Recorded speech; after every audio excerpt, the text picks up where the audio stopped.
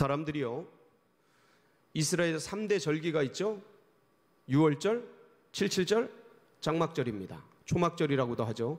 이 3대 절기나 그 외에 여러 절기가 있습니다. 불임절도 있고 오순절도 있고 맥추절도 있고 감사절도 있고 그렇습니다. 그리고 여러 기념일들이 있습니다. 대속제일 이런 것들이 있습니다. 이런 나팔절 이런 기념일들이 있는데, 이런 때에 이스라엘 백성들이 전국에서 예루살렘으로 몰려옵니다. 성전으로 몰려옵니다. 전 세계에서 디아스포라 유대인들이 밀려오지요. 그리고 그들이 동물들을 사오고 동물들을 준비해서 그들의 이 제사장 앞에서 제사를 드리고 각을 떠서 올려드리고 피 뿌리는 제사를 지내고 나서 어떤 패단이 생기느냐면, 내가 할 도리를 다 했다. 나는 제사를 드렸고 나는 하나님 앞에 예물을 드렸다.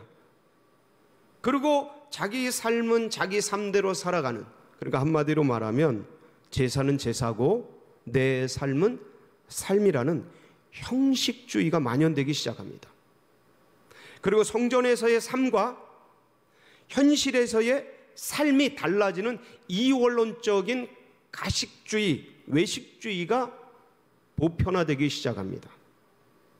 그래서 결국 이러한 형식주의와 외식주의, 이런 것들이 이스라엘 백성들에게 만연됨으로써 만왕의 왕 만주의 주 예수 그리스도, 그 살아계신 하나님이 육신을 입고 이 땅에 오셨는데 그것을 못 알아보고 결국은 십자가에 못 박아 죽이는 아주 비참한 만행을 저지르기까지 이르게 됩니다.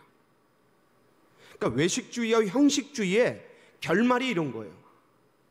본질이신 그분을 죽여버리는 그런 비극 가운데 나아가게 된 거죠. 바울이 이런 모습을 보면서 이런 구약 제도의, 구약 제사 제도의 그 문제점을 염두에 두고 이것들을 과연 이 시대 속에서 믿음의 백성들이 어떻게 신실하게 살아갈 것인가를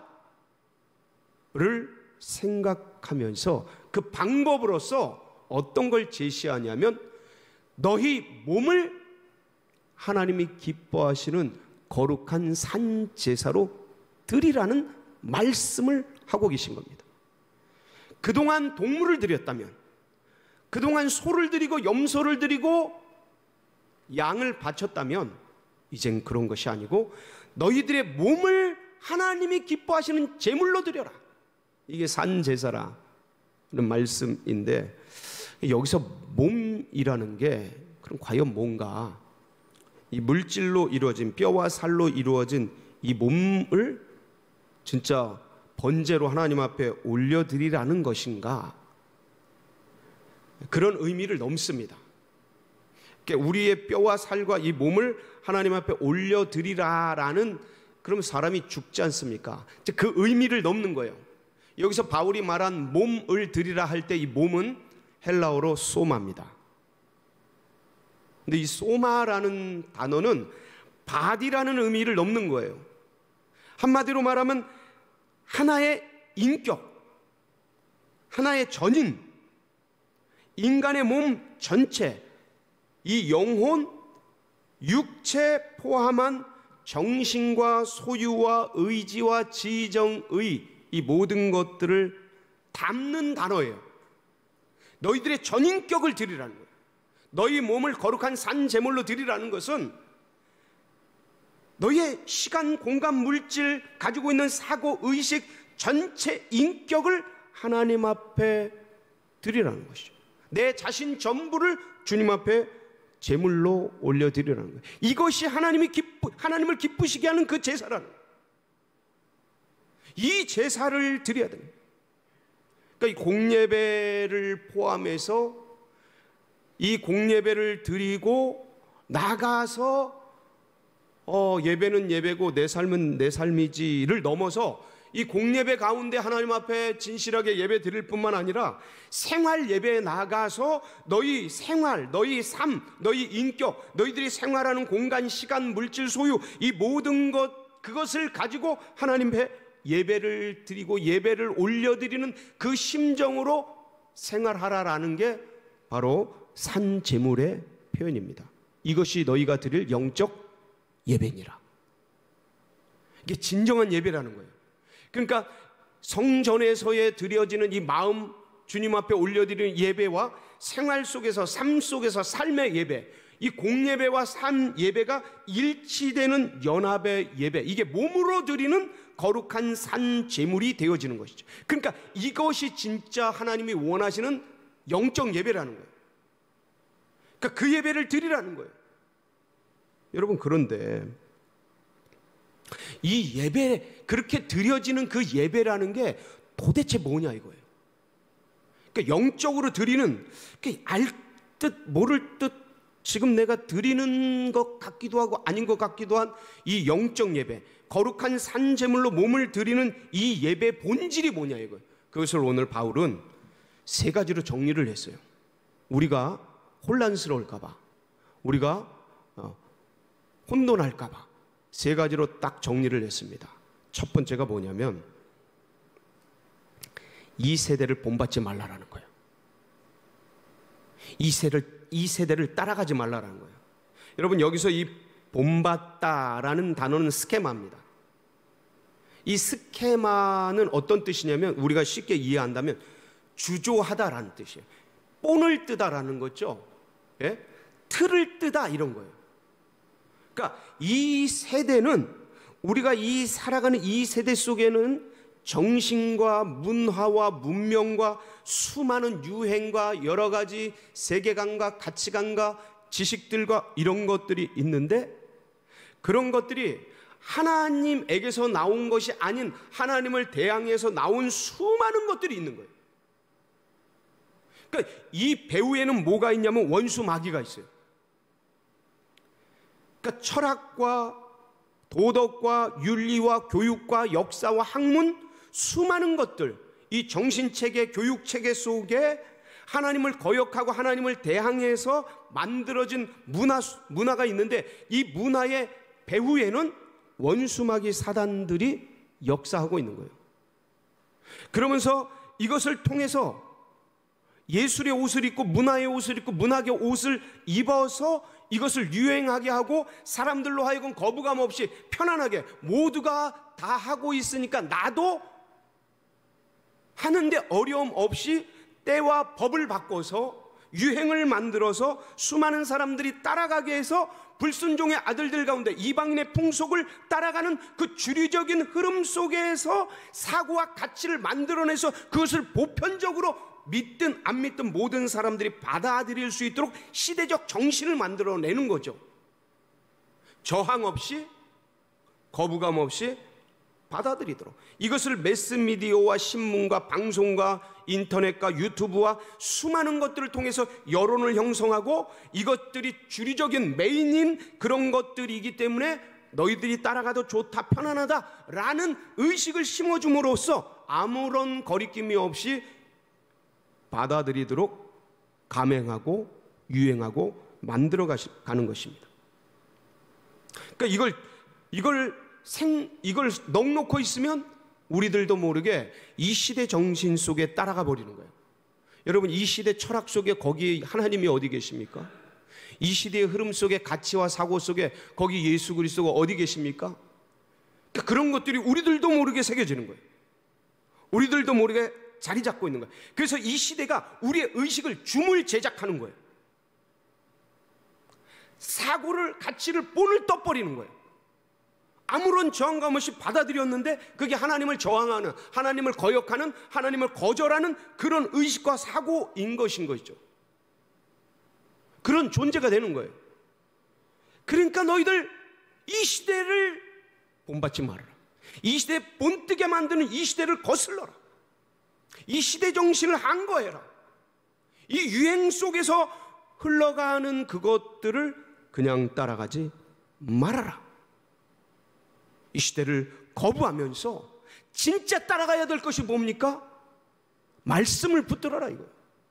이게 반대로는 이 시대를 본받지 말아라는 것은 말씀을 본받으라는 거예요. 예수 그리스도를 본받으라는 거예요. 하나님을 따라가라는 거죠. 믿음의 길을 따라가라는 거예요. 신앙의 길을 붙들어라는 거예요. 근데 이게 우리들도 모르게 다 가니까 우리도 그냥 같이 가게 되는 이 습관적인 어떤 이 시대의 조류 속에 놓여져 있습니다. 그래서 그러면 주님, 어떻게 해야지 이 시대 정신을 따라가지 않고 주님의 것을 따라갈 수 있겠습니까? 그 두 번째가 나오는 거예요. 두 번째 뭡니까? 마음을 새롭게 함으로 변화를 받아. 그러니까 마음을 새롭게 함으로 변화를 받으라 라는 것, 내 힘과 내 능력으로, 내 실력으로, 내 이미 새겨진 것, 이미 짜여진 것, 이미 습관화된 것, 이미 몸속에 체득이 되고 인이 배기고 아예 새겨져서 거부할 수 없는, 이 시대를 거부할 수 없는 이 감정과 상황과 이미 그렇게 만들어진 나를 거부할 수 없는 이 존재를 어떻게 그렇게 주님을 따라가는 길로 갈 수 있게 할 것인가? 이게 사람의 정신과 힘으로 가능한 것인가? 이 시대를 맞선다는 게 과연 가능한 건가? 그러니까 마음을 새롭게 함으로 변화를 받으라는 거예요. 여러분, 여기서 마음을 새롭게 하다라는 뜻이요, 헬라어로 아나카이노세이입니다. 아나카이노세이. 이게 뭐냐면 갱신을 방편으로 해라, 갱생을 방법으로 해라라는 뜻이에요. 갱신을 방법으로 해라, 갱생을 방편으로 해라. 그러니까 다시 말한다면 다시 나라라는 뜻이에요. 본 어게인이라는 뜻이에요. 아나카이노세이가 본 어게인이라는 뜻이에요. 다시 나야 된다라는 거예요. 그러니까 내 힘과 내 능력과 내 실력과 내가 가지고 있는 이게 이미 세속적인 것들로 세팅이 되고 세상 가치로 이 인이 배기고 습관화되고 중독이 된 이 몸뚱이를 도대체 어떻게 주를 따르는 존재로 이 교회 와서만, 이 성전에서만 그냥 예배드리고 거룩한 것이 아니고 진짜 저 험난한 타락한 저 세상 속에서도 그것을 이기면서 그 속에서 거룩하고 참된 믿음의 백성답게 살아갈 수 있게 할 수 있는 건가? 그냥 안 되는 거예요. 제정신으로 안 돼요. 사람의 힘으로 안 됩니다. 들어가면 똑같이 닮아가죠. 어떻게 저 속에서, 저 늪 속에서 나 혼자 그걸 구별되게 살아갈 수 있는 힘이 나오겠습니까? 어려워요. 힘들어요. 그러니까 마음을 새롭게 하라는 거예요. 마음을 새롭게 하는 게 아나카이노세이. 이건 뭐냐면 거듭나라는 거예요.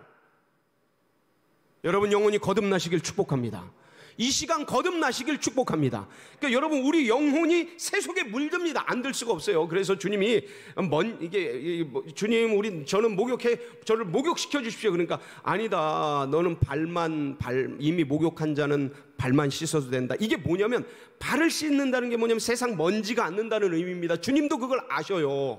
우리가 구원받았어도 목욕했어도 세상을 살면 먼지가 않고 때가 묻고 얼룩이 지는 걸 주님도 아시는 거예요. 그래서 발을 씻으라는 거예요. 그게 뭐냐면 영으로 거듭나는 겁니다. 계속해서 주님의 말씀을 붙드는 거예요. 그러니까 이런 예배에 노출이 되고 주님의 말씀에 노출이 되고 개인적으로 기도하며 어려울 때마다 예수 그리스도의 이름을 부르면서 주님, 이 죄인은 연약합니다. 주님 예수 그리스도시여 저를 도와주십시오. 그 현장에서, 그 삶의 현실에서, 여기야 늘 주님 찾죠. 교회에서. 근데 현실의 경제적인 어려움, 여러 가지 삶의 곤핍함, 수많은 사람들과 인맥과 관계 속에서 들어가면 그 사람들 비유 맞춰야 되고 거기 흐름 따라가야 되고, 그럼 나도 모르게 그 세속주의적 삶을 살아야 되고 안 만날 수는 없고 사회생활 해야 되잖아요. 거기에 맞춰서 살아줘야 되잖아요. 그러니까 나도 모르게 따라가는데 이때 어떻게 내 마음을 내가 지키느냐 이거예요.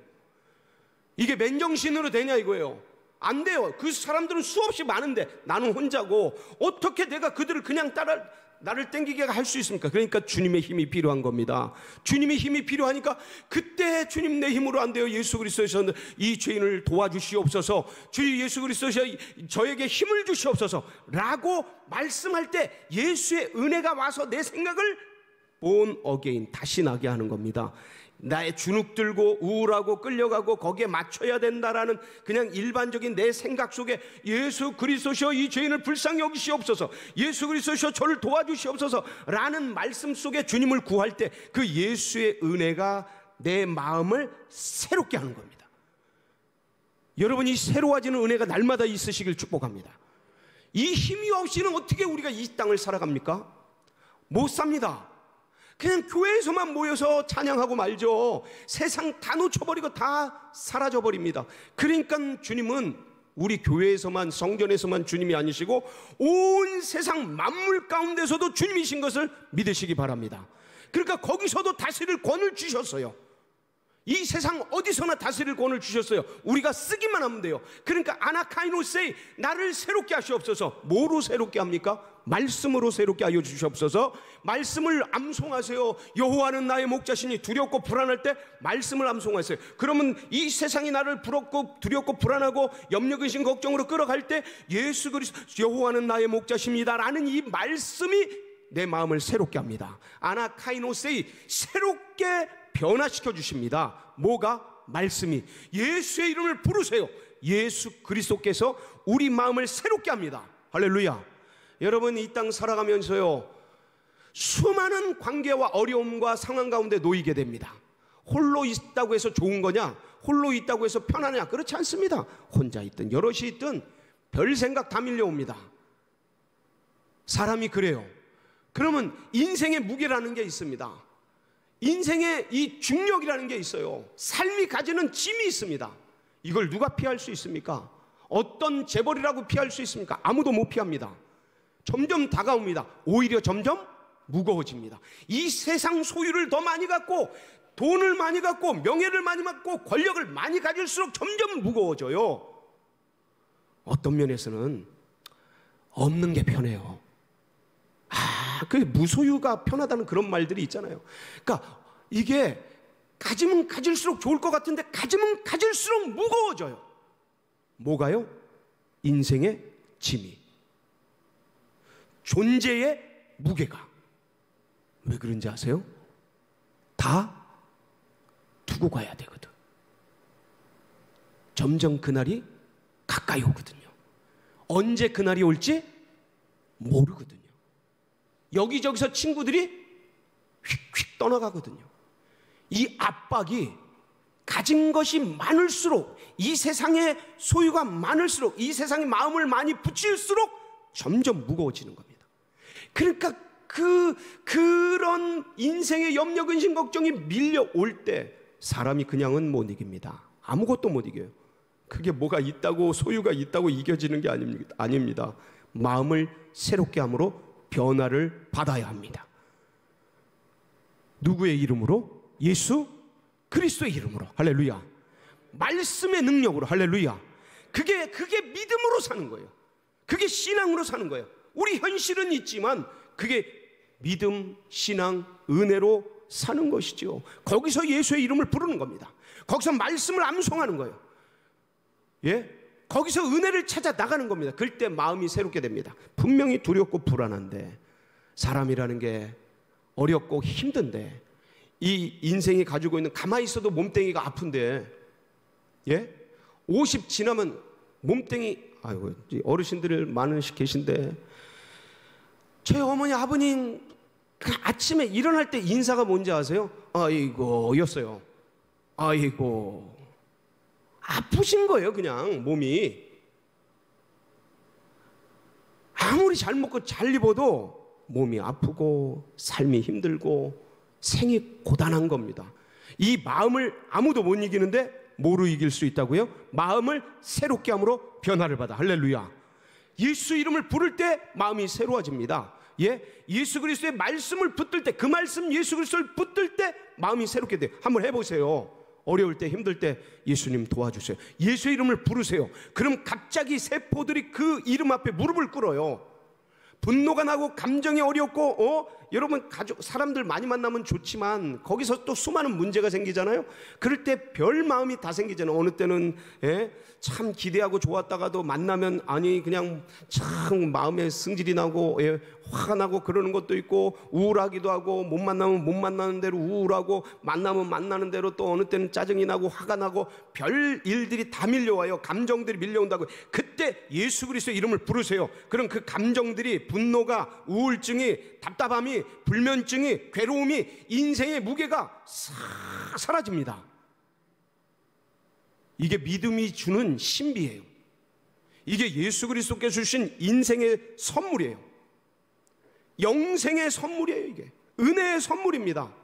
여러분 마음껏 누리시기 바랍니다. 아나카이노세이, 마음을 새롭게 함으로 변화를 받아. 어떻게 인간의 마음이 새로워집니까? 뭐 치를 합니까? 뭐 약을 먹습니까? 부작용 생깁니다. 그런 건. 근데 예수 그리스도 말씀, 은혜, 그 하나님의 전능하신 능력으로 싹 씻어주실 때, 그 발을 씻어주신다 그러잖아요. 영혼을 씻어주실 때 순간 0.0001초 사이에 마음이 변화되는 거예요. 색깔이 검은색에서 하얀색으로 바뀌는 거예요. 은혜의 색으로 바뀌는 거예요. 그렇게 해서 뭘 해야 되느냐? 그런 마음을 가지고 하나님이 기뻐하시고 하나님이 선하시고 기뻐하시고 온전하신 뜻을 뭐 하는 거예요? 분별하는 겁니다. 예수 그리스도의 이름을 부르면서 마음이 탁 새로워졌을 때, 그때 뭐가 옳은지, 뭐가 그른지, 뭐가 바른 건지, 뭐가 어그러진 건지 그때 보이기 시작하는 겁니다. 그냥 화가 난 채로 하기 시작하면 내 감정대로 따라가는 거예요. 내 승질대로 가는 겁니다. 그 상황 속에서 가는 거예요. 이 시대가 주는 유행 속에서 판단하는 거예요. 여러분 지난날 보세요. 철학과 유행과 얼마나 많이 바뀝니까? 가치와 사고가 그때는 옳았지만 지금은 틀린 게 얼마나 많습니까? 지금도 똑같아요. 미래에 가면 지금 옳다고 생각한 그런 것들이 지금 이 사회와 매스미디어가 주장하는 그 수많은 것들이 엄청 잘못됐다고 적폐라고 폐단하고 적폐라고 공격하고 그럴걸요? 안 그럴 것 같습니까? 지금 우리가 그런 시대에 살고 있는데 윤리와 도덕과 법, 때, 시 다 변합니다. 안 변하는 게 뭡니까? 하나님의 선하신 뜻, 이건 변하지 않습니다. 그러니까 그걸 찾는 거예요. 깨끗한 새로워진 마음으로 하나님의 선하시고 기뻐하신 뜻이 도대체 뭐지? 그걸 따라 사는 겁니다. 상황, 환경, 이 시대의 문화, 이 시대가 끌어가는 어떤 조류, 시대적 정신, 이런 걸 따라가는 게 아니고 하나님의 뜻을 잡는 거예요. 나를 향하신 하나님의 뜻이 무엇인가? 지금 이 시간 우리 가족을 향한 하나님의 뜻이 무엇인가? 그것을 새로워진 마음으로 주님께 묻고 듣고 순종하면서 그것을 받아서 생활하는 것. 할렐루야. 이게 삶 속에서 살아가는 영적 예배예요. 주님이 이 예배를 받으시길 원하는 거예요. 근데 이 시대 가운데 바울 시대까지만 해도 구약의 제사제도 제사만 드리고 그러면 제사는 제사고 삶은 삶 땡 치는 그러한 어떤 참 폐단적인 그 예배 제사 모습을 보면서 바울이 우리에게 이런 놀라운 방법을 제안하고 있는 겁니다. 너희 몸을 하나님이 기뻐하시는 거룩한 산 제물로 드리라. 사랑하는 성도 여러분, 2021년 구정 연휴 이제 끝입니다. 새해가 진짜 시작된 거예요. 네? 신정 1월 1일은 물리적으로 시기적으로 1월 시작이 됐지만 진짜 이제 민족적으로 절기적으로 이제 봄이지 않습니까? 마음을 이젠 진짜 새해 출발을 하는 때입니다. 우리 모두가 주님 앞에 하나님이 기뻐하시고 온전하신 그 뜻을 분별하면서 그 뜻을 붙들고 승리하며 살아가는 새해 되시기를 주의 이름으로 축원합니다. 같이 기도하시겠습니다.